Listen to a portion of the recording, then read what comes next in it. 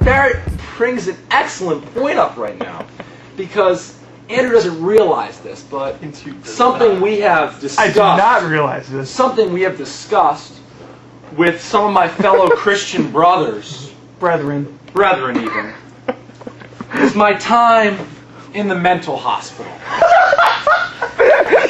And during that time in the mental hospital, they always allotted part of the schedule throughout the day be given to arts and crafts. I love the arts and craft portion of the day more than any other part. I would enthusiastically drive to that mental hospital in order to partake in the arts and crafts that they supplied me. Yeah. And on one occasion, I began to construct this magnet. The writing on this magnet was one... Was it a babe magnet? It was a babe magnet, that's for sure. And you'll find out why in just one moment. Being a little depressed at the time, what I was really leaning on, I leaned on my faith as best I could. And Jesus' death is something that provides me with a great source of comfort, because it allows for my eternal life. Now, the only thing Barrett's laughed at yet. The mental hospital did not understand exactly where I was coming from with my Christian perspective when I wrote on my magnet,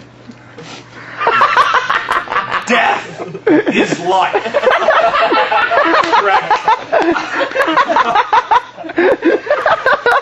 I wrote on my magnet, "Death is life." And so they asked me to erase that magnet, which I completely understood when I reviewed what I had written, and I erased the message appropriately. How did you erase it? By putting glitter all over it.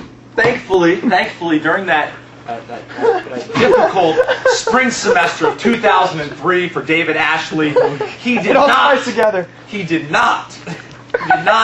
have that thought that the mental hospital thought I had, which is death is life. Because had he thought that, I'm not sure if I would have gotten Hall Counselor of the Year with the suicide on my hall. I'm quite positive I would not have received that distinction. Did I not mention? How could I overlook this? In the middle, thank God for word processing. And then I can go back and delete what I had just said. I have something very important to say, Doctor. Something very important to say. At one point in the second semester, while David was probably very, very much contemplating suicide, this a-hole, should we say, from Illinois, decides to visit Katie. Now, visiting Katie, not a problem. Stay off campus. Maybe go to a local hotel. That'd be all right. But Mr. A-hole decides that not only is he going to visit Katie, but he's going to spend time on David Ashley's hall.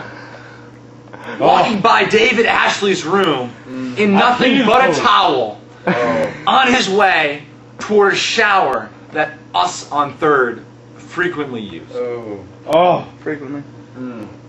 This man would also do things like use the facilities, such as the toilets, on Third Watts as well, which frankly made me very upset.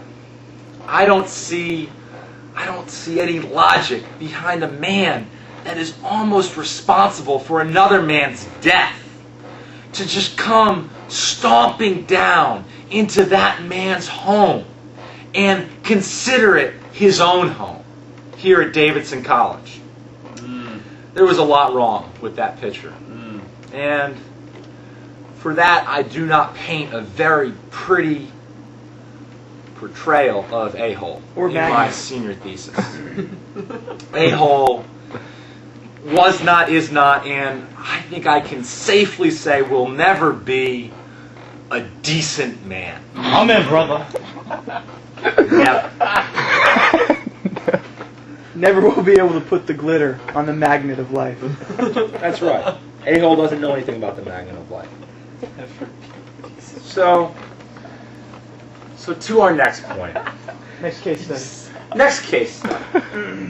Once again, Next case study. I'm going to use third and fourth watts. As you can see, I will use that throughout my honors thesis. This case study brings us down the hall that for some time was known as Tim instead of Ted. Most of the hall didn't even know what this man's name was. But during a campaign for student senator, he propelled himself into the limelight of third watts and became a very active member of the hall thereafter. Ted saw what happened to David Ashley first semester, saw the success that he had with KDT, and Ted said, I'm going after some of that myself. With an unlikely candidate. He actually went halfway around the globe to find this one. That's right. That's right. The silent but deadly Hannah Kim. Who hates with the passion? Turn it here, please. Andrew Reichel. We'll get to that point later. We sure will. We sure will. This honors thesis is not one of brevity. So Ted decides to embark upon a beautiful, beautiful relationship between him and Hannah Kim. He does go into it tentatively at first, but then wholeheartedly. And things go quite well. Until Hannah thought to herself